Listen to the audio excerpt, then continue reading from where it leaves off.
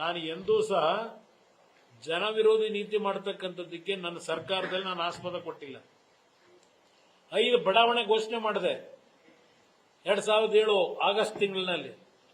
ಯಾವೊಂದು ಸ್ವಾತಂತ್ರ್ಯ ದಿನಾಚರಣೆಯಲ್ಲಿ ಶಿವರಾಮ್ ಕಾರಂತ್ ಬಡಾವಣೆ, ಕೆಂಪೇಗೌಡ ಬಡಾವಣೆ, ವಿಶ್ವೇಶ್ವರಯ್ಯ ಬಡಾವಣೆ, ದೇವರಾಜ ಅರಸು ಬಡಾವಣೆ, ಹೀಗೆ ಬಡಾವಣೆ ಹೊಸ ಬಡಾವಣೆಗಳನ್ನ ರಚನೆ ಮಾಡಬೇಕು ಅಂತ ಹೇಳಿ ತೀರ್ಮಾನ ಮಾಡಿ ಅದು 20 ವರ್ಷ ಆಯ್ತು. ಶಿವರಾಮ್ ಕಾರಂತ್ ಬಡಾವಣೆ ಇನ್ನೂ ನೀವು ಮನೆ ಕೊಡ್ಲಿಲ್ಲ. ಕೆಂಪೇಗೌಡ ಬಡಾವಣೆ ಏನಾಗಿದೆ? 20 ವರ್ಷ ಬೇಕಾ? ಈಗಿಲ್ಲ ಮಾಡಕ್ ಹೊರಟಿದ್ದೀರಲ್ಲ, ಮೊದಲು ರೆಡಿ ಮಾಡಿರೋದನ್ನ ಸರಿಪಡಿಸ್ಕೊಳ್ರಪ್ಪ. ಅಲ್ಲೋಗಿ ಏನ್ ಮಾಡ್ತೀರಿ? ಭಾಷಣ ಮಾಡಿದ್ದಾರೆ. ಬಿಡದಿ ಟೌನ್ಶಿಪ್ಗೆ ಯಾವ ನಮ್ಮ ಎಲೆಕ್ಟ್ರಿಸಿಟಿ ಡಿಪಾರ್ಟ್ಮೆಂಟ್ ಅವ್ರ ಪರ್ಮಿಷನ್ ಕೊಟ್ಟಿಲ್ಲ, BWSSB ಅವ್ರ ಪರ್ಮಿಷನ್ ಕೊಟ್ಟಿಲ್ಲ, ಯಾವುದೋ ಏನೋ ಭಾಷಣ ಮಾಡ್ಕೊಂಡಿದ್ದೀರಿ. ಅದೆಲ್ಲ ಆಗಿದೆ, ಅದು ನಮ್ಮ ಕಾಲದಲ್ಲಿ ಮಾಡಿದೀವಿ.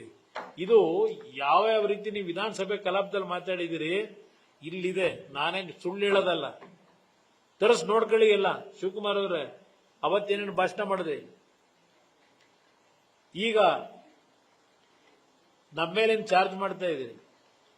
ಇದಕ್ಕೆ ತಕ್ಕ ಉತ್ತರ ಕೊಡಬೇಕಾದ ಕಾಲ ಬರುತ್ತೆ, ಬಹಳ ದೂರ ಇಲ್ಲ. ತಿಳ್ಕೊಂಡಿದ್ದೀರಿ. ಏನೋ ಇನ್ನು 8 ವರ್ಷ ಇರ್ತಾರಂತೆ. ಯಾರ ಪಾಪ ಶಾಸ್ತ್ರ ಹೇಳವ್ರೆ ಇನ್ನು 8 ವರ್ಷ ಅವರೇ ಮುಖ್ಯಮಂತ್ರಿ ಅಂತ ಹೇಳಿ. ಹಳ್ಳಿ ಕಡೆ ಹೋದ್ರೆ ಹೇಳ್ತಾರೆ ಜನ ಏನಿದೆ ಪರಿಸ್ಥಿತಿ ಅಂತ ಹೇಳಿ. ಇಲ್ಲಿ ಬೆಂಗಳೂರು ನಗರದಲ್ಲಿ ಹೋಗಿ ಜನ ಹೇಳ್ತಾರೆ ದುಡ್ಡಿನ ಲೂಟಿ ಹೊಡೆದು ಚುನಾವಣೆ ಗೆಲ್ಲಬಹುದು ಅಂತ ತಿಳ್ಕೊಂಡಿದ್ದೀರಿ. ಅದಂತೂ ಗೃಹಲಕ್ಷ್ಮಿ ಯೋಜನೆ, ಆ ಯೋಜನೆಗಳಿಂದ ಇವತ್ತೆಲ್ಲ ಅವ್ರಿಗೆಲ್ಲ ಟೋಪಿ ಹಾಕಕ್ಕೆ ಹೊರಟಿದ್ದೀರಿ. ಪಾಪ ಯಾವ ನಮ್ಮ ಅಂಗವಿಕಲರು ವೃದ್ಧಾಪ್ಯ ವೇತನ ಎಷ್ಟು ಲಕ್ಷ ತೆಗೆದುಕೊಟ್ಟಿದ್ದೀರಿ ಇವತ್ತು? ಯಾತಿಗೆ ತೆಗೆದುಕೊಟ್ಟಿದ್ದೀರಿ? ಈ ಹೆಣ್ಮಕ್ಳದು ಗೃಹಲಕ್ಷ್ಮಿ ಯೋಜನೆ ಜನ ಈಗ 4.5 ಲಕ್ಷ ಅಂತಿದ್ದೀರಿ, ಇನ್ನೆಷ್ಟು ತೆಗಿತೀರೋ ಗೊತ್ತಿಲ್ಲ.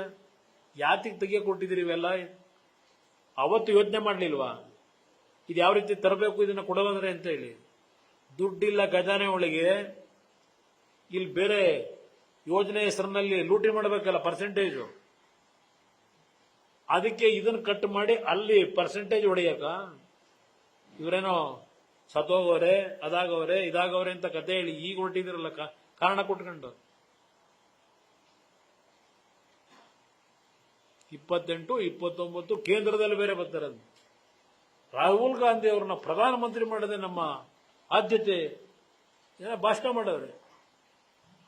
ಅಂದ್ರೆ ಕರ್ನಾಟಕ ರಾಜ್ಯದ ಜನತೆಯ ಸಂಪತ್ತಿದೆಯಲ್ಲ, ಈ ಸಂಪತ್ತನ್ನ ಲೂಟಿ ಮಾಡಿ ದೇಶಕ್ಕೀಗ ತಗೊಂಡು ಹೋಗ್ಬೇಕೀಗ ಚುನಾವಣೆ ನಡೆಸಕ್ಕೆ. ಇವರು ರಾಜ್ಯದಾಯ್ತು. ಇದೇಂತ ನಾನು ಮೊನ್ನೆ ಯಾರೋ ಹೇಳ್ತಿದ್ರು, ಇದೇನು ಕ್ಯಾಬಿನೆಟ್ ಎಕ್ಸ್ಪೆನ್ಷನ್ಗೆ 5% ಗೌರ್ಮೆಂಟ್ ಸೀಟ್ ಅಂತೆ, ಇನ್ನು 95% ಮ್ಯಾನೇಜ್ಮೆಂಟ್ ಸೀಟ್ ಅಂತೆ.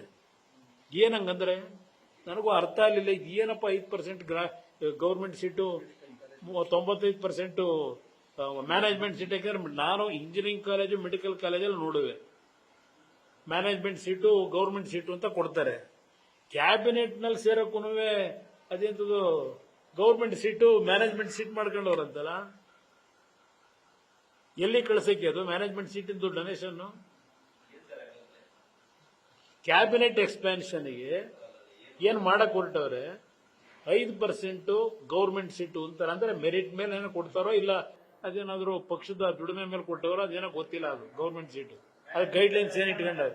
ಈಗ ಎಜುಕೇಶನ್ ಡಿಪಾರ್ಟ್ಮೆಂಟ್ ನಲ್ಲಿ ಯಾರಾದ್ರೂ ಪಾಪ ಮಕ್ಕಳು ಸ್ಕೂಲ್ಗೆ ಸೇರ್ಬೇಕಾದ್ರೆ ಮೆಡಿಕಲ್ ಕಾಲೇಜ್ಗೂ ಇಂಜಿನಿಯರಿಂಗ್ ಕಾಲೇಜ್ಗೂ ಅಲ್ಲಿ ಗೌರ್ಮೆಂಟ್ ಸೀಟ್ ಇಷ್ಟು ಅಂತ ನೀಟು ಸಿಇಟಿಲಿ ಎಕ್ಸಾಮ್ ಪಾಸ್ ಆದವರಿಗೆ ಇಷ್ಟು ಪರ್ಸೆಂಟೇಜ್ ಅಂತ ಇಟ್ಟು ಮ್ಯಾನೇಜ್ಮೆಂಟ್ ಸೀಟ್ ಬೇರೆ ಇಟ್ಟವ್ರೆ. ಅವು ಸ್ವಲ್ಪ ಮ್ಯಾನೇಜ್ಮೆಂಟ್ ಸೀಟಿಗೆ ಸೇರ್ಬೇಕಾದ್ರೆ ಇದಿರಬೇಕು. ಅರ್ಥ ಆಯ್ತಾ ಅದು? ಸ್ವಲ್ಪ ಕೇಳಿ ಸತ್ಯ ಹೇಳಕ್ ಕೇಳಿ. ಇನ್ನು ಉಳಿದವೆಲ್ಲ ಅವು ಮ್ಯಾನೇಜ್ಮೆಂಟ್ ಸೀಟ್ ಎಲ್ಲ ವಸೂಲಿ ಸುಟ್ಟೆ. ಮೆರಿಟ್ ಕೋಟ 5% ಅಂತೆ. ಇನ್ನು ಉಳಿದಿದ್ದೆಲ್ಲ 95% ಮ್ಯಾನೇಜ್ಮೆಂಟ್ ಸೀಟು, ಪೇಮೆಂಟ್ ಕೋಟ ಗೊತ್ತಿಲ್ಲ. ಅವ್ರನ್ನ ಕೇಳಿ ಹೇಳ್ತಾರಪ್ಪ. ಕಾಂಗ್ರೆಸ್ನಲ್ಲೇ ಚರ್ಚೆ ನಡೀತಾ ಇದೆ. ಕಾಂಗ್ರೆಸ್ನಲ್ಲೇ ನಡೀತಾ ಇದೆ ಚರ್ಚೆ.